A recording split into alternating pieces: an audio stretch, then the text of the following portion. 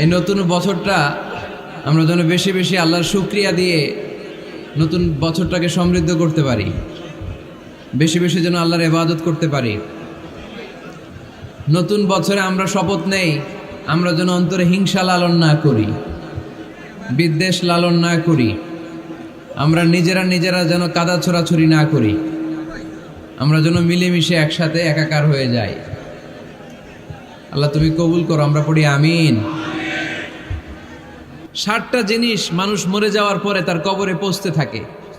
ইন্না মিম্মা ইয়ালহাকুল মুমিন মিন হাসানাতিহি বা'দা মাউতিহি, মানুষ মরে যাওয়ার পরেও যে 60টা জিনিস তার কবরে পৌঁছায় তার মধ্যে একটা হচ্ছে মসজিদান বানাহু, সে যে মসজিদ বানিয়ে গিয়েছে ওই মসজিদের সওয়াব। সুবহানাল্লাহ পড়েন। আপনি টাকা দিয়ে মসজিদ বানিয়ে দিলেন, ওই মসজিদে মুসল্লিরা নামাজ পড়ে, রোজাদাররা এসে ওখানে ইফতার খায়, তাহাজ্জুদ আদায়কারীরা তাহাজ্জুদ পড়ে, তাদের সওয়াবের কমতি হবে না, কিন্তু তাদের সওয়াবের একটা পার্সেন্টেজ সওয়াব যে ব্যক্তি মসজিদ বানালো তার আমলনামায় আল্লাহ ঢুকিয়ে দেয়। সুবহানাল্লাহ বলতে পারলেন না? হে নামাজি আমার ঘরে নামাজ পড়ো আজ, দিল মে তোমার চরণ তলে হৃদয় যায় নামাজ। হে নামাজি আমার ঘরে নামাজ পড়ো আজ, দিল মে তোমার চরণ তলে হৃদয় যায় নামাজ। পড়েন আল্লাহু আকবার। কি সুন্দর লিখেছেন কাজী নজরুল ইসলাম। কাজী নজরুল ইসলাম খুব সুন্দর করে বলেছেন, মসজিদেরই পাশে আমায় কবর দিও ভাই, ঠিক কিনা? মসজিদেরই পাশে আমায় কবর দিও ভাই, যেন গোরে হতে মুয়াজ্জিনের আযান শুনতে পাই। আমার গোরের পাশে দিয়ে ভাই নামাজিরা যাবে, পবিত্র সেই পায়ের ধ্বনি এ বান্দা শুনতে পাবে। গোরা যাব হতে গুনাহগার পাইবে রেহাই, মসজিদেরই পাশে আমায় কবর দিও ভাই। কত মানুষ নামাজি ভাই মসজিদাঙ্গিহীনাতে, আল্লাহর নামের জিকির করে লুকিয়ে গভীর রাতে।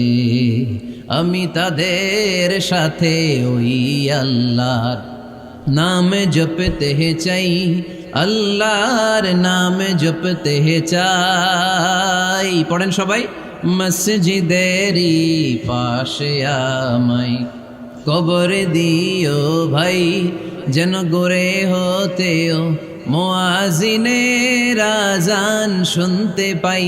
চিল্লায় পড়তে হবে আমিন। কি দরদ ছিল আমাদের জাতীয় কবি কাজী নজরুল ইসলামের, মসজিদের পাশে আল্লাহ তুমি আমার কবর দিও। আল্লাহ এই দোয়াটা কবুল করে নিয়েছে, ঠিক কিনা? ওনার কবরের পাশে মসজিদ আছে না নাই? আছে।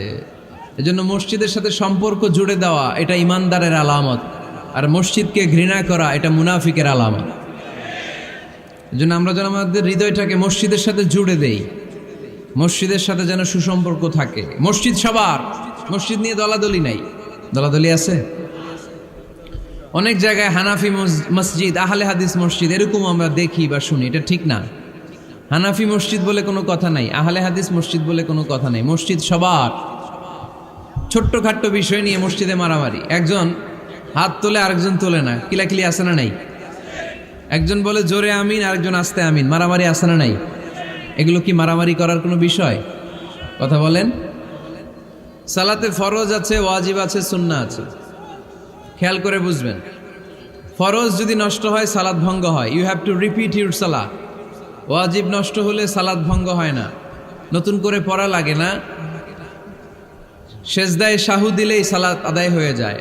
আর সুন্নাহ নষ্ট হলে নামাজ নষ্টও হয় না, নতুন করে পড়াও লাগে না, সৌ সেজদাও লাগে না, নামাজ আদায় হয়ে যায় সুন্নাহ নষ্ট হলে। এই যে হাত তোলা না তোলা এটা সুন্নাহ, আমিন জোরে বলা না বলা এটা কি সুন্নাহ। যেটা কোনো কারণে কেউ না করলেও তার নামাজ কবুল করে নিবে কে? আর এই সব সুন্নত লই আমগো দেশে গিলাগিলি। মৌলভীবাজারে মাশাআল্লাহ এগুলা নাই, এখানেও আছে। এগুলার অবসান ঘটুক, আমরা চাই কি চাই না? আর কত এই ছোটখাটো বিষয় নিয়ে আমরা এই বিভেদের প্রাচীর আর দেয়ালকে উঁচু করব আমাদের মাঝখানে? কবে আমরা ঐক্যের সিন্ডিকেট করব? কবে? আর কবে সাদা মনের মানুষ হব? কবে? আর কত? অনেক হয়েছে, আর না, এবার থামেন। বিভেদের প্রাচীরকে ভেঙে চুড়িয়ে দেন। ঐক্যের এমন সিন্ডিকেট গড়তে হবে যাতে কোনো অপশক্তি এই ঐক্যকে ভাঙতে না পারে, বানচাল করতে না পারে। চিল্লায় বলেন ঠিক কিনা?